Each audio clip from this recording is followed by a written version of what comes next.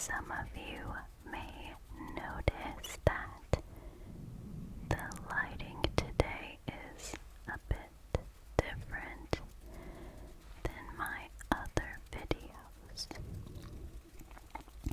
That is because last night I sat down to film and I realized that the meteor shower was last night, so I got distracted. But if you like the darker lighting better, please let me know, and I will stick to filming strictly at night. It's completely up to you all. But let's get started. I have my computer right here, so I will not be looking at the camera. I have Reddit No Sleep pulled up on my laptop, so it will be my first time reading these stories as well, and if anything gets too graphic or gory or just vulgar, I'll go ahead and skip. So,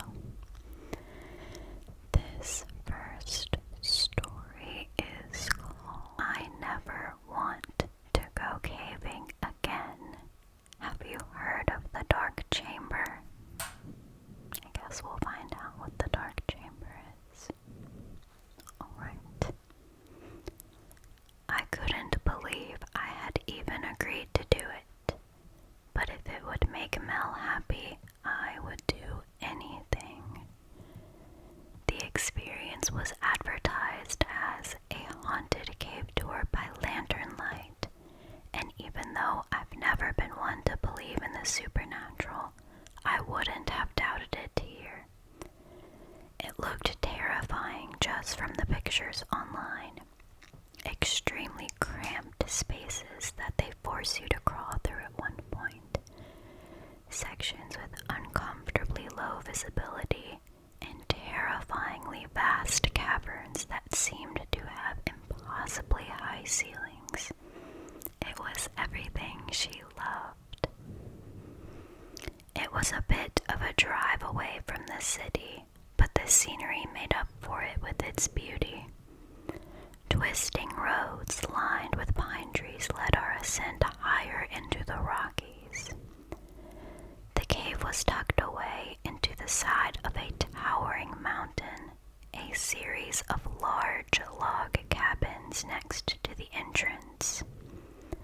The air was pure and refreshing up here, imminent the moment we stepped out of the car. I took a moment to savor it, knowing we would soon be deep within the earth. We stopped at a main building where we exchanged our tickets for a lantern that was to be shared between the two of us. It was bustling with activity, kids running around the gift shop screeching with joy. Just a reminder, at some points during the experience your light will be turned off for a moment, the woman behind the counter said with a smile. Don't panic when it happens, it's just part of the experience. It'll come back on. That doesn't sound very promising. I picked up the object and took a moment to observe it, noticing how there was no obvious way to open any of the panels or to turn the light on or off. We picked up some guide pamphlets on the counter and made our exit out of the cabin, following the trail to the cave's entrance. How do you think they're gonna turn it off? Mel asked, staring at it swinging between us as we walked. Look at it, it's not an actual lantern.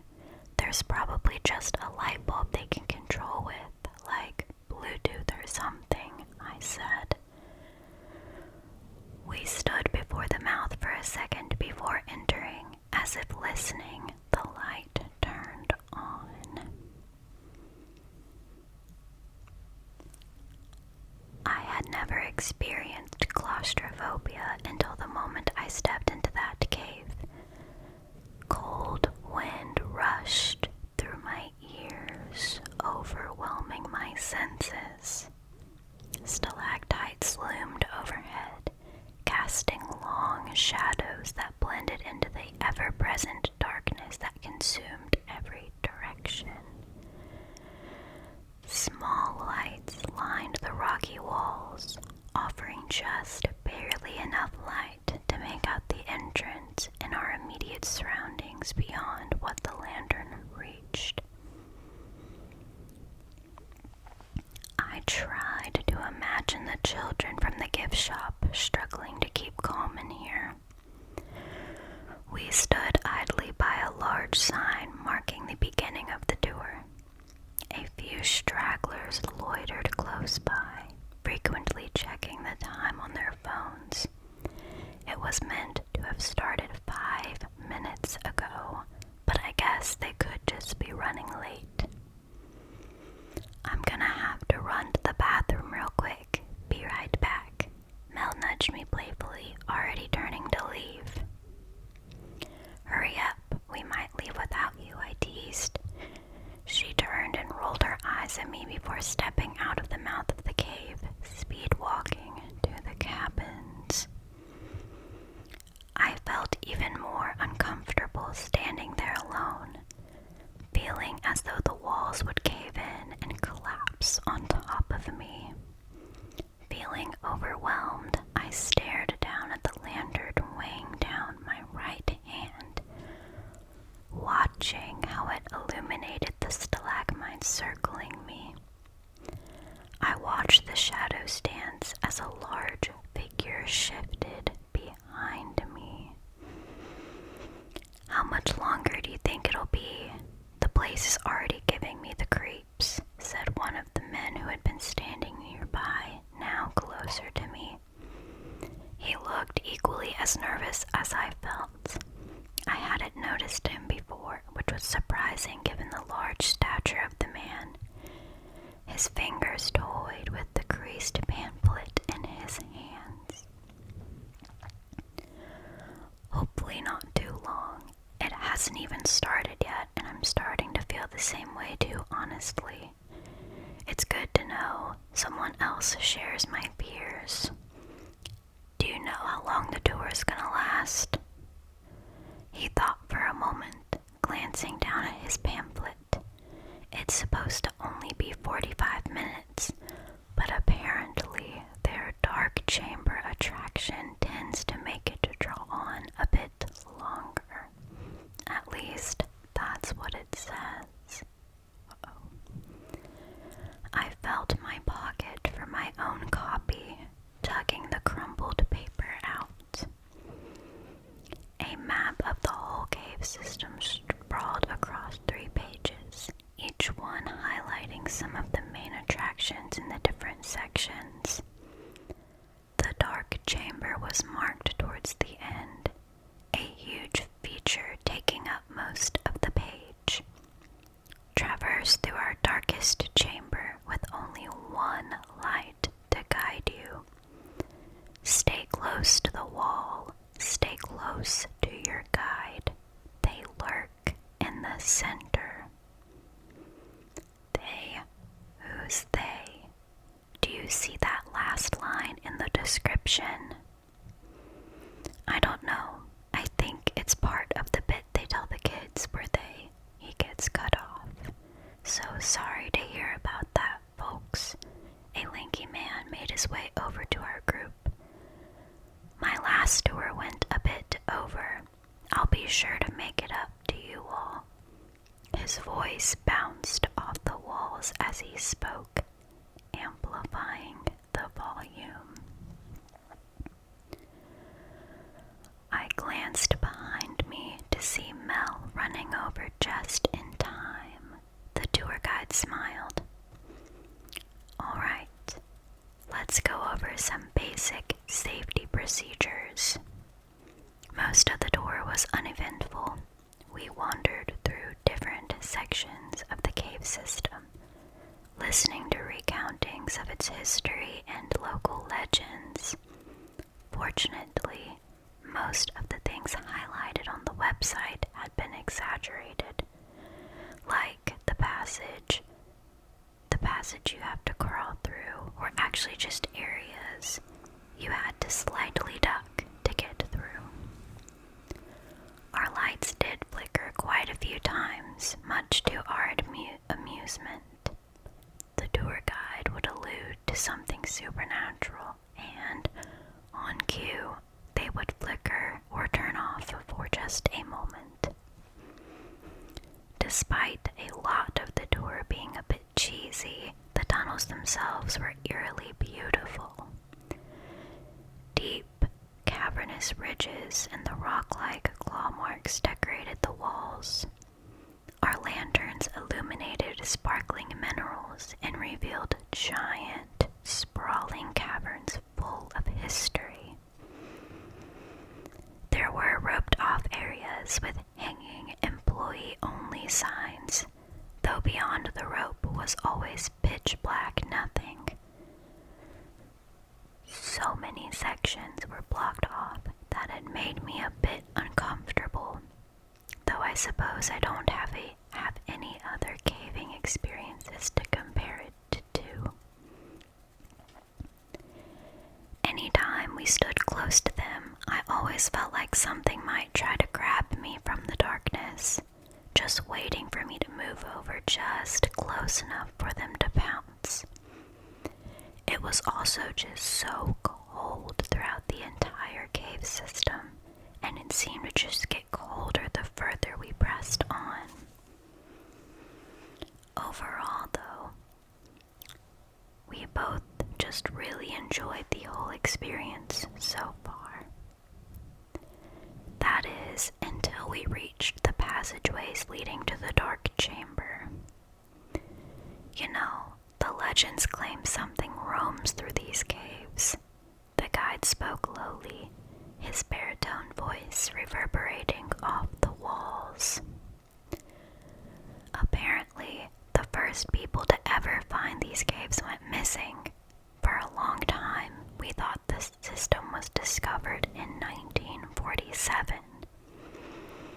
It wasn't until we began having expositions deeper into the cave that their corpses were discovered, along with papers dated back to 1912. He spoke with a voice that reminded me of a camp counselor telling ghost stories.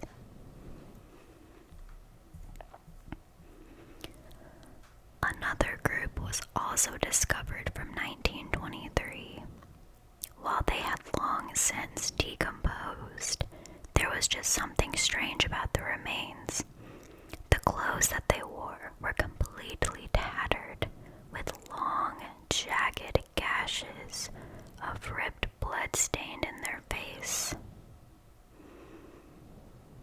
The rocks surrounding them were also etched with long, frantic scratch marks. This is a bit dramatic for a children's gimmick, isn't it? I raised my eyebrows at Mel for her input, but she merely shrugged in response. He continued talking as we walked through more of the narrow passageways leading up to the attraction.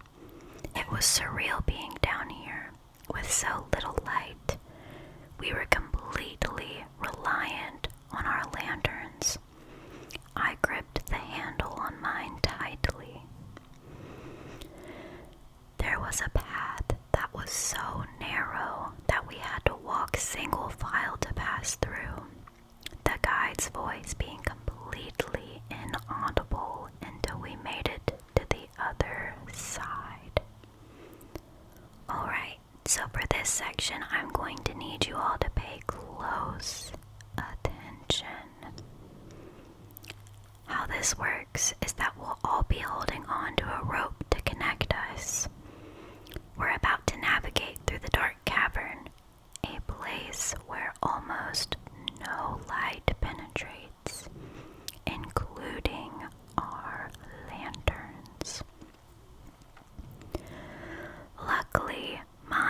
seems to always stay on," he said with a wink. "It'll only last about a minute. For your safety, please hold tight to the rope and stay close to the wall." "This is so performative," Mel chuckled. "How much do you think the kids freak out?" My cheeks flushed as people turned to look at us. I elbowed her lightly. We began filing into a neater line as they began passing the rope back. The guide's voice was mostly unintelligible so far ahead of us, but he seemed to still be talking about safety procedures. The man I had spoken to before shuffled in front of me. The rope finally reached him, our hands brushing as he shakily handed the end of it to me. I looked up for a moment and recoiled, shocked by the look of genuine worry in his face, sweat glimmering on his skin despite the frigidity of the cave. I wanted to say something, anything, but the people ahead of us began moving forward. Hurriedly, I passed Mel the end of the rope and gripped tightly to the remaining section in my hands. "Remember to stay close," the guide's voice echoed off the walls. I watched his headlight slowly disappear into the darkness. We passed through the entrance into the section, crossing under the sign warning of danger ahead. In an instant, I was plunged into darkness. With the complete absence of light, it was impossible to see anything. Whether my eyes were open or closed, the same view greeted me, an oppressive black void that threatened to swallow me whole. Wind shuddered like cool breath against my neck. I wanted to collapse into myself. The rope tugged me forward. I felt my legs unwillingly move with it, forcing myself to keep going.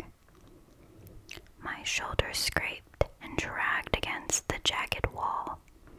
I blindly followed the person in front of me, cursing myself for ever agreeing to do this.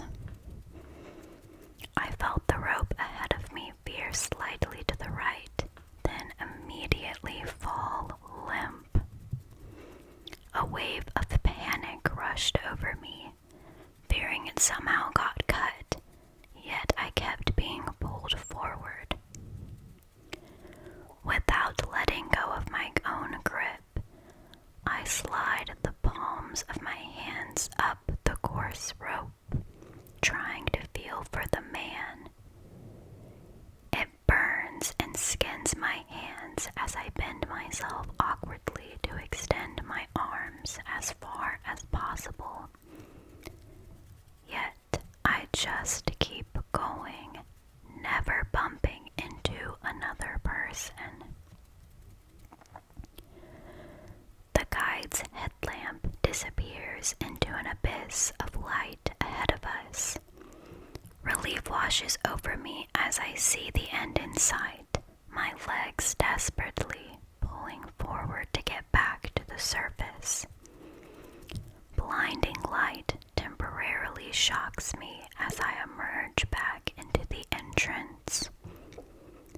My eyes struggled to adjust, but between blinking, I saw the empty space in front of me. Before I could begin to say anything, we were being ushered out of the cave. from Mel and corrals us like a herding dog to the exit. Alright, looks like that's everyone. I hope you guys enjoyed the tour. Please be sure to check out the gift shop and explore the other activities we have around here. Thank you all and come back soon. He seemed eager to get us to leave. I suppose it was due to time constraints, thinking of what the man had said to me earlier. I look around for him once more, trying to spot his face among the crowd of us leaving, yet I still don't see him anywhere. We find ourselves back inside the gift shop. In between looking at taggy knickknacks, I find myself looking towards the door each time the bell chimes, hoping to see the man walk in at any point. I just can't remember seeing him leave. Hey, do you think the guy in front of us during the rope bit was part of the tour? I still haven't seen him anywhere. I think he snuck out or something to scare us, I say, turning to Mel. What? Who are you talking about? She barely looks up from the shelf she's looking at. You know, the guy in front of me when we were in the chamber. He completely disappeared while we were in there.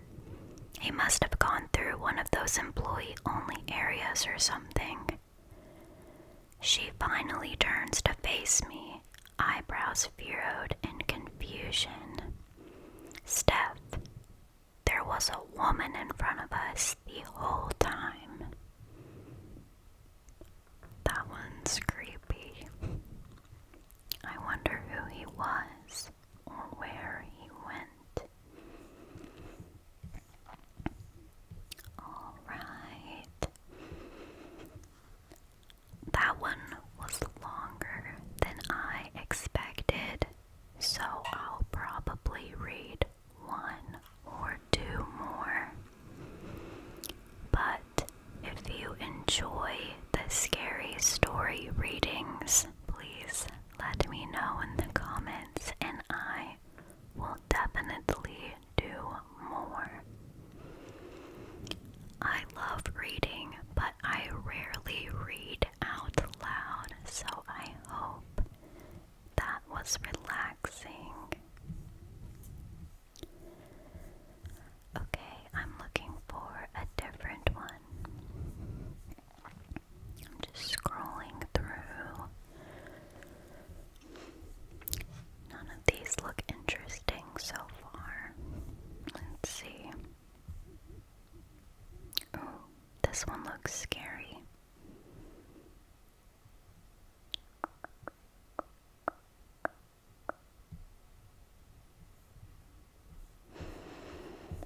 I'm just kind of briefly scrolling through. Okay, this one's a long one, so I am going to read this one. I hope it's good and we like it. And then I will end the video. Alright, this one is called A Creature Called the Sentinel Has Been Watching Our Town While We Sleep. Okay. The first paragraph says, the story I'm about to tell you requires a bit of context. My family was made up of 4 people. My mom, my dad, and my older brother, who was born 2 years prior. We lived in a quiet town in the UK. I won't mention which town due to legal reasons, where I assumed I would be living my entire life. Home life was perfect. parents both had jobs, but not the kinds that kept them out for days at a time, nor were they neglectful or overbearing. My brother, Simon, was not a bully, and he wasn't mean or rude or arrogant. In fact, in time, he would become my best friend, always being there for me when I needed him or giving me the space when I didn't.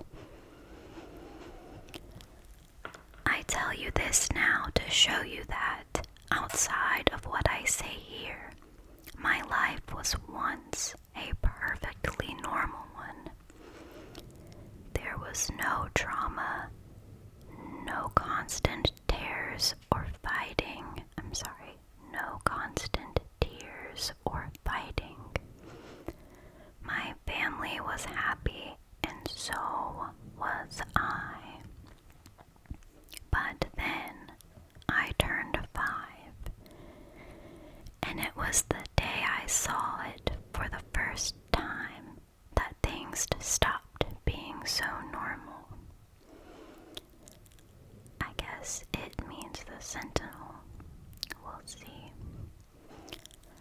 I was laying in bed, sleeping peacefully, when I heard something beyond the window. My bedroom was on the second floor of my family home, tucked away at the back of the house to overlook the garden from a large window. That night, the blinds hadn't been pulled, giving me a full look out the shadowscape of the midnight beyond the glass. That night, for the first time, I saw the face of the creature who watched over me. I remember it in vivid detail. Even in the dark, my eyes spared no expense. Registered every detail. The head was wide enough that the ears, where they should have been, were hanging off either side of the visible face. The skin was the same shade as the rest of the night, an ebony charcoalish hue, with the texture somewhere between worn leather and tree bark. That's interesting. They had no nose, just 2 deep slits that flared in and out. Its mouth hung agape, large, sharp teeth sitting in 3 rows along the gums. Some broken, but most just yellowed from lack of attention. But it was the eyes that still scare me to think about. Giant, bulbous eyes, like the bulbs of street lamps, glossy and white, illuminating in the dark, pupilless and milky. That's creepy. Clear veins ran in the corners, bloodshot and thumping. The hair of the monster billowing in the wind like the branches of a tree, exploding from the back of its head with reckless abandon. I was petrified of it. My window was closed, and even then I could hear it breathe. Those heavy, ragged breaths, blowing thick condensation onto the only protection between me and the giant's grasp. I spent the entire night watching it in utter terror, curled tightly in my blankets as a defensive shield, even though I knew even the impenetrable night of the covers couldn't stop whatever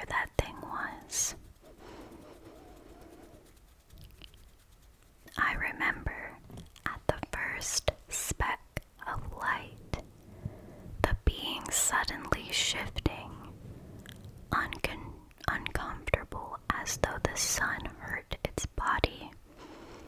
It lumbered away, moving silently despite its massive form, vanishing into the tree line as it stepped over the garage in one giant stretch.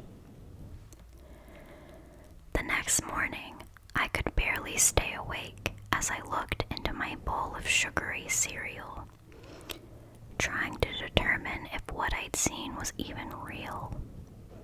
My father must have clocked that I wasn't feeling alright, so he approached me with the question I knew he'd ask. How'd you sleep? I mentioned in retort that I hadn't, and explained why. I mentioned the giant monster that had watched me, explaining how it stood outside my window all night until the sun came up. I had expected them to give me the usual spiel, you were having a nightmare, or it wasn't real. Perhaps even a reprimand in the form of, why didn't you just come to get us, out of parental concern. However, what they instead told me was far more unnerving. What they said was simply, the Sentinel, yes, he's been around. Did he scare you? I looked up from my bowl, my tiny child mind trying to make any sense of what had just been said. Even at my age, when your parents confirming something you felt you knew was like being rewarded with the highest honor, I felt as though they had just told me something they should not have said. And yet, here they were, spilling everything about what had been outside my window. Though, to them, it seems that it was a who. My parents sat me down, explaining that during the night, a very large gentleman by the name of the Sentinel came to someone's house and watched them while they slept. Though it wasn't picky, it would often choose someone with their blinds pulled, hence why I had been the unlucky participant in the visitation, and, to the best of their knowledge, that was all it did. It watched people and seemed to enjoy doing so they had never investigated any further. I just couldn't believe my ears. I wasn't sure what to believe, that my parents were telling the truth, or this was some sort of disturbing lie to get me to stop being afraid of my nightmares. That very same day, I was playing in the sand pit at preschool, trying to stay awake, when I decided to bring it up with some of my friends instead. I told them what I'd seen and hoped that they would be able to tell me something else. We were all 5. It would be easy for a group of like-minded individuals to come up with a solution to a problem that may not have even existed. And yet, I received an answer that, yet again, caused me to debate everything I'd ever known. You saw him too? The Sentinel, as it turns out, wasn't just my home's issue. Some of my friends had seen it too, and in some cases, earlier in life than I had. When they confronted their parents about it, they'd all received the exact same explanation that my parents had given me, and they were told not to worry about it. My final stop was to ask the only other person I knew would tell me the absolute truth, and that was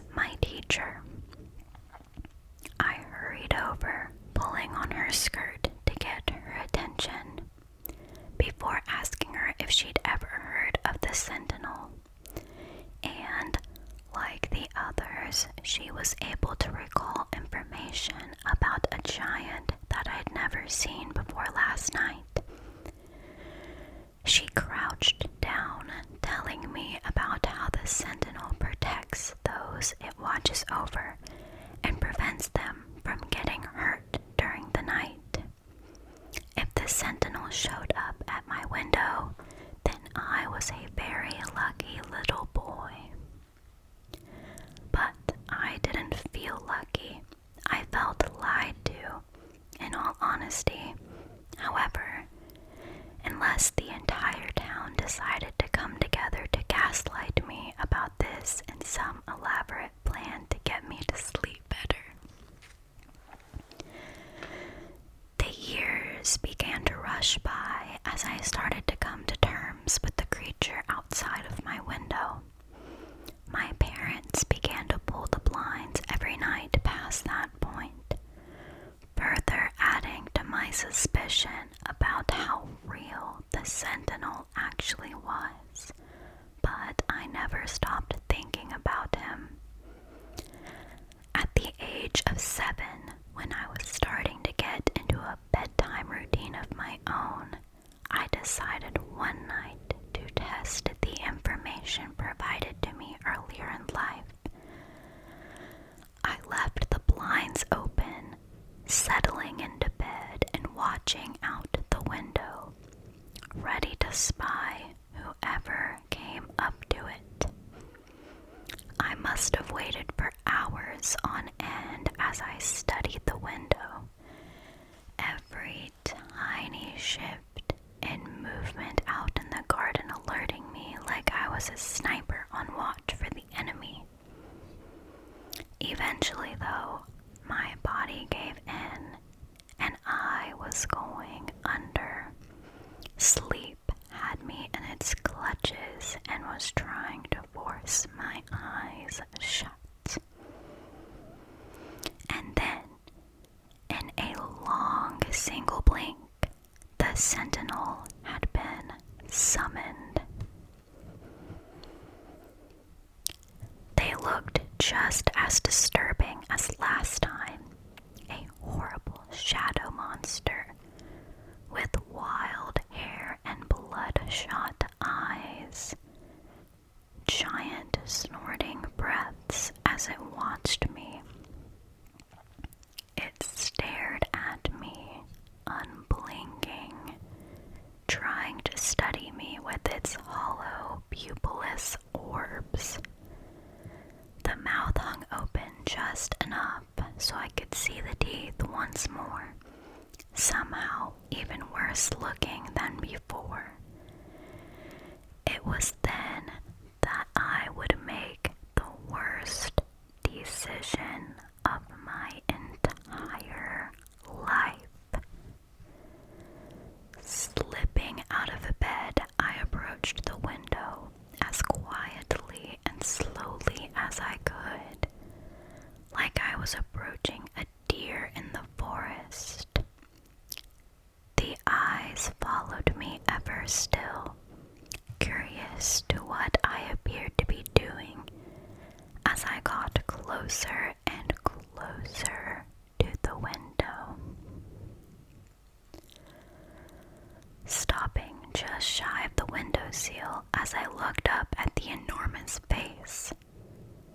From this distance, I could smell it. The smell of dead fish moving in with rotting leaves.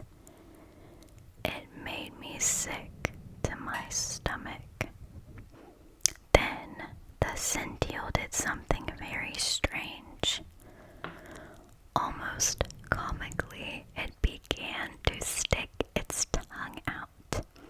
This large dinner plate width tongue, and licked my window with a sound like a fork on ceramic. It left behind a smear of thick, gooey saliva, little flecks of whatever its last meal was upon the glass, which began to drizzle down in chunks onto the outside. It then did this 3 more times, each time leaving behind even more of the phlegmy, bubbling spit, until it seemed to realize I wasn't going to respond to its action, and then, to my surprise, it lumbered away, leaving the same way it had in the sun 2 years ago. I kept watch of it this time. Instead of going off into the forest, it took a right, walking over to a neighboring house within view and beginning to look into the windows. It had taken 2 years, but I now believed what my parents had told me. The very next day, I tried to show them what the sentinel had done to my window, but they just laughed it off. "He must have been happy to see you," they told me. It didn't matter. When I came home from school that day, the window had been cleared of any bodily fluid, so they must have had someone come over and clean it. That wouldn't be my last interaction with the sentinel. Heck, that wouldn't even be my last interaction with it that very same year. My curiosity got the better of me one late night in December, and I ended up leaving my blinds open once more for it, awaiting its return. It took the bait almost immediately. Just one power nap later, and the sentinel had returned, standing outside my window with that same glass-eyed gaze. The problem was, even though I had invited it to watch over me, I never actually intended to let it stay, and so another sleepless night overtook me. On Christmas Eve, that very same year, I also witnessed something I hadn't seen my parents ever do before. They took a wrapped present,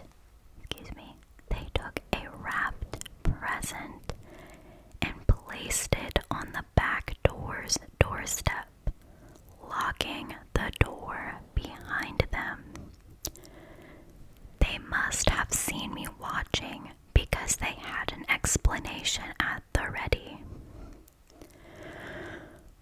"We were just giving the sentinel a thank you present. Santa doesn't deliver to him, so we do it instead."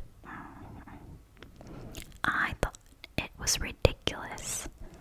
More fool me, because the next day the present was gone, the only remains of it being the ribbon my mother had tied it with.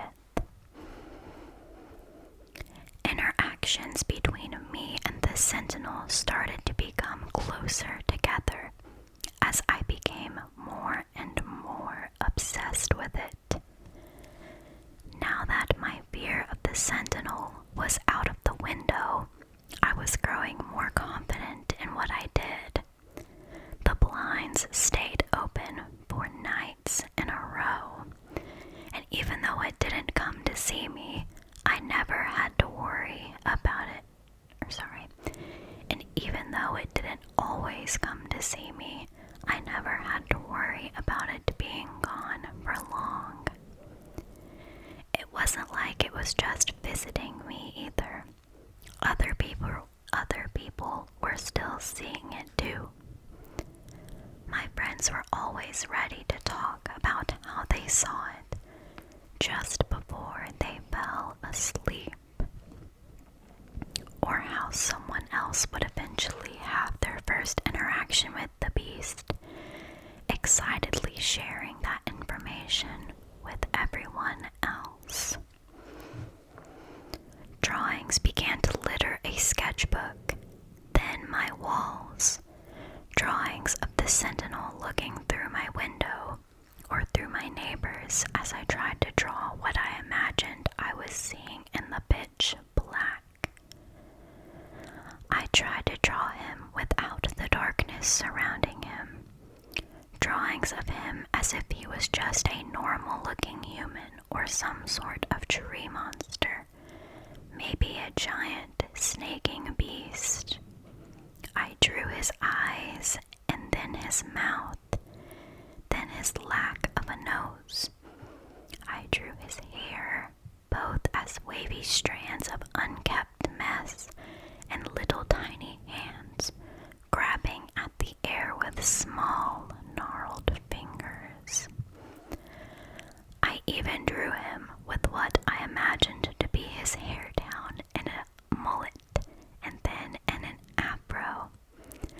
I was making light of the monster beyond the glass. Unfortunately, my obsession began to lead to some, less than favorable side effects. At the age of 12, after my parents found me passed out in the middle of the kitchen, I woke up in the hospital. The doctors had an official diagnosis for me the same day I was released. Insomnia is one heck of a thing. I'd go days at a time without getting a wink of sleep, but that was fine. It just gave me more time to study the Sentinel. It was like I was tracking a wild animal.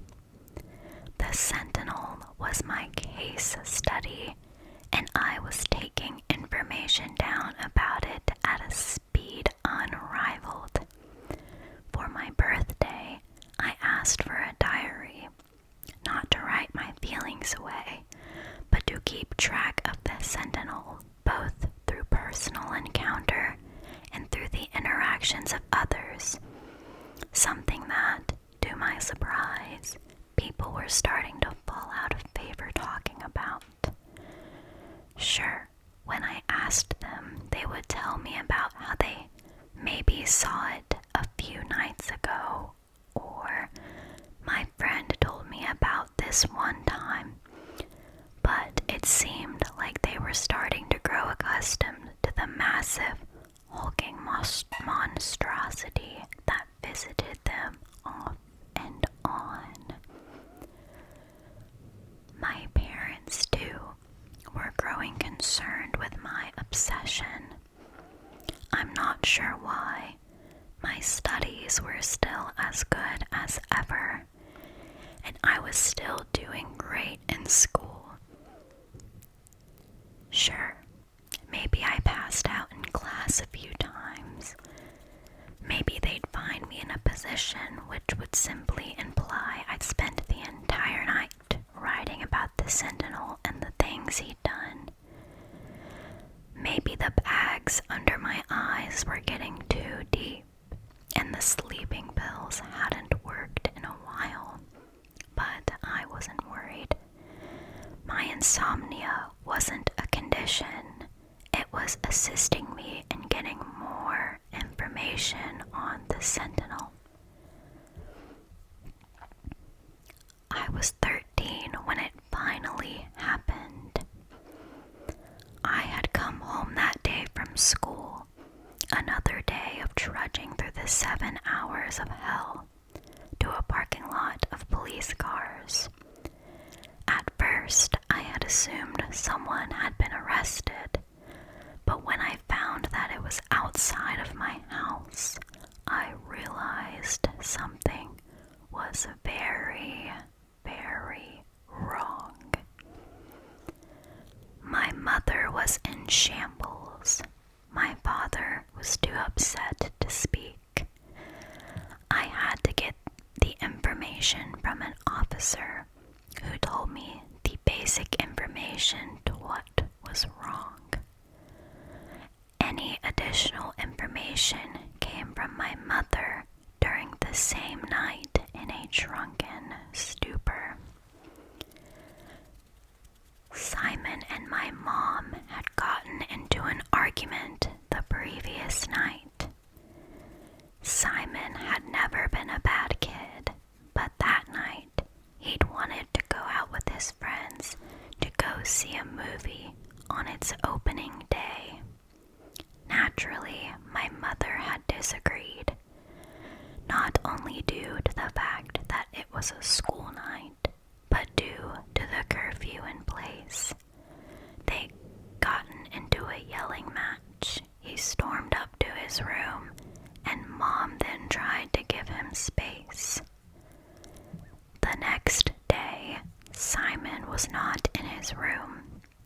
The only evidence as to where he was an open window and a note saying he was going to the movies and he would take whatever punishment came to him when he came back. Although Simon never came back, not that day, not the following night. 3 days passed before any form of search and rescue began. All we had was a vague idea of where he'd gone, who it was with, and what he'd done. Dad went out every day searching for him. The forest in our backyard was vast and expansive, and it covered miles between here and the next city over. No one could go missing for that long, not without showing any sign of evidence towards where they might have vanished. It would take me a while before I recognized a certain pattern in my father's search. He'd go out early in the morning, mostly when I was still asleep, and began his trek to wherever he felt that Simon could have ended up. For the next 10 hours or so, we wouldn't see him again, only for him to return almost at exactly 7 on the dot without Simon, and soon without hope. I didn't understand why. After all, if people searched at night, then it would come up with some other clue. I don't know when my father finally gave up, because the date didn't seem to matter past a certain point. The day of Simon's disappearance and what constituted as today became the same time each day. I'd get a false flash of relief thinking that Simon would be in his bed, only to be met with the same toppling realization that he was still gone. But it was on one of those many, many nights, as I was laying in my bed with tears in place of sleep, that the sentinel returned to my window. On that very same night, I learned the truth about my brother's disappearance. The sentinel was different this time. The terrifying atmosphere had returned, something I hadn't felt since I was 5 years old. As I slipped out of bed, approaching my window, I felt a pit in my stomach begin to build, soon heavy enough to root me in place. The eyes stared me down, absent in nature. The gaping mouth had twisted up into a satisfied grin, like a toddler who'd been given their favorite meal. The rows rows of front teeth matted with a shining scarlet. Like he had done so many years before, he licked the glass, this time leaving a bloody smear along it, complete with chunks of hair and muscle. It would take an idiot not to figure out who the blood belonged to. What was more difficult to figure out was which of his friend's blood was mixed with it. The next day, I screamed my lungs out to anyone who would listen. I pointed to my window, still filthy with the trauma-inducing smear that painted the glass on the second story of our home, trying to get them to see what the sentinel had done. Police, firefighters, teachers, parents, and children, I showed them all what their precious sentinel had done to my brother and the friends that my brother had known since he was 5. I expected a riot, maybe some sort of campaign to take down the beast that lived on my neighborhood's doorstep. A bristle of empathy towards the situation they'd gone through. What I instead received was a look of pity, and then my parents grounding me for spreading lies. In an instant, the town shifted into silence. Just 24 hours before, parents were carrying out for their children. Parents were crying out for their children, begging the authorities to bring them back safe, or at least in one piece so they could bury them with dignity. The same day, I let everyone in town know the truth. Those same parents were shunning me like I was a cancer on their lives, going about their lives like I hadn't exposed anything to them. It didn't hit me until later that night, sitting alone in my bedroom, looking at the scrawny drawings of the sentinel that covered my room, that it really did come crashing down on me. How dare they? I told them the truth. I told them who had done it. I told them who was responsible, and they'd pretended that they hadn't heard me. Why was the sentinel being protected, even when they knew that he was the one who had taken the lives of the people that were cared about? Over the coming days, the town progressed into a hushed whisper.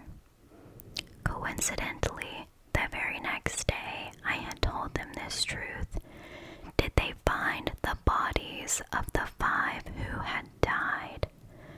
Though bodies would be a gross overstatement. They barely found enough of each to make up a single full human. A bloody smoothie of guts and organs, of skulls and ribs. Anything the sentinel had not wanted to digest or hadn't used to pick his teeth. They covered that up too. The news reported on it. Whoever had been forced to tell them such a lie had chosen to go with even more unlikely story that it had been some random psycho from the next town over, having escaped a halfway house the same night, kidnapped the kids, and hurt them in such a gruesome gruesome way. They didn't explain how the bodies were found near a hotspot of do not enter signs, or how the only hint they had ever had that the bodies were there was a bloody trail leading them to the mouth of an open mining cave. To them, it had been some fun exploration where they then met an unfortunate end. How cruel was it that the same halfway house just so happened to have a patient go missing? How confusing it happened to be a patient who seemed to have just gotten well enough to be released too, as if they'd been willingly released back into the wild. The town wanted this. The town wanted to pull the wool over the eyes of whoever was looking in, not due to the story being insane, but just because they didn't want to believe that a monster they'd grown up around would ever hurt them. I tried hard to remain angry at what the sentinel had done. I tried so hard to make him the bad guy in the story, to make the brother-eating monster the one who deserved the hate. But the more I was left to my own devices, my growing up, my evidence of who he really was, it was like a switch being forced into the middle of on and off. The sentinel wasn't some smart, chaotic manipulator. It wasn't a puppeteer or a king in some greater scheme. To my knowledge, it wasn't even actively trying to do anything that would anger or upset me. The sentinel was just some wild animal, roaming around a neighborhood like any other deer or raccoon as it scrounged for its next meal. The people who allowed such a thing, nay, encouraged it, they were the ones who were in the wrong in my eyes. Things fell apart soon after. No longer able to trust my parents like I had originally thought I was capable of doing, I soon moved out of my own accord, heading across the country just so I'd never have to stay in contact with them. I still receive the occasional letter from one of them asking me if I would be willing to come back to the town someday to patch things up or to just talk it out. Frankly, I've never been happier now that I've been away. My insomnia has improved, perhaps thanks to the constant fear of being watched while I slept having been removed from the equation. I soon settled down with my own family, a wife that I'm lucky to have ever met, 2 children that I would give the world for, a stable job, a stable household, away from the terror that had been wrought in those painful memories of my life. Some nights, though, I still get nightmares. Those moments where my eyes pry open in the middle of the night, and the moon is in just the right position to look like an eyeball staring at me through the blinds. The smell of rotting fish lingering in the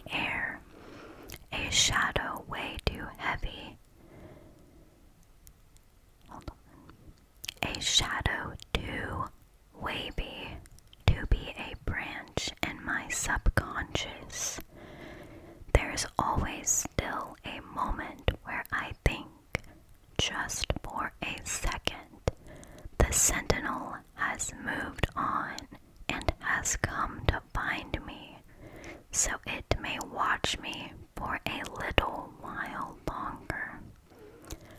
I pray to God, whichever one might be watching, that the sentinel is happy where it is.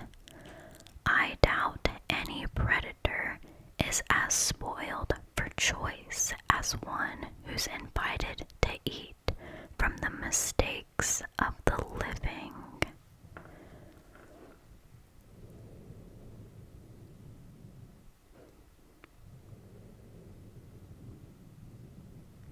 Interesting. I have to say, I did not expect that ending. I thought the story was very well written. That was interesting. So I guess the sentinel was a real